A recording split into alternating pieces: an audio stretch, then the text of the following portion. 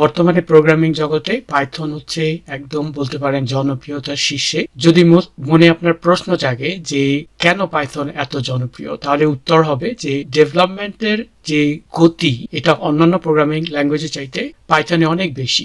এখন আপনি যদি বলেন যে ডেভেলপমেন্টের গতিটা কি, আসলে এর মানে হচ্ছে আপনি যদি জাভা প্রোগ্রামিং ল্যাঙ্গুয়েজ দিয়ে কোনো কিছু ডেভেলপ করেন, তাতে আপনার যে পরিমাণে সময় লাগবে সেম জিনিস প্রোগ্রামিং করতে আপনার অনেক কম সময় লাগে। এর প্রধান কারণ হচ্ছে পাইথনের কোড অনেক সংক্ষিপ্ত হয়, এই প্রোগ্রামিং ল্যাঙ্গুয়েজ সহজে বোধগম্য হয়, তাছাড়া এটি একটি high level portable object oriented programming language. এখন কথা হচ্ছে যে ওয়েব ডেভেলপমেন্টে বিশেষ করে কিছু ফ্রেমওয়ার্ক ব্যবহার করা হয়, তাছাড়া কিছু মাইক্রো ফ্রেমওয়ার্ক আছে যেমন ফ্লাক্স অ্যান্ড বটল এবং কিভি নামে যে ফ্রেমওয়ার্ক দিয়ে অ্যান্ড্রয়েডের অ্যাপ্লিকেশন, মোবাইল অ্যাপ্লিকেশন তৈরি করা হয়, এগুলো সবই পাইথনে রয়েছে। এমনকি পাইথন দিয়ে গেমও তৈরি করা হয়। এবং আমি আগেই ডেটা সায়েন্সের কোর্সগুলোতে আপনাদের বারবার বলে আসছি পাইথনের ব্যাপারে, যে সমস্ত ল্যাঙ্গুয়েজ ব্যবহার করে ডেটা সায়েন্সের সবচেয়ে বড় বেনিফিট গুলো পাওয়া যায়, তার মধ্যে পাইথন হচ্ছে অন্যতম, আর ল্যাঙ্গুয়েজের পাশাপাশি এছাড়া মেশিন লার্নিং, বিজনেস অ্যাপ্লিকেশন,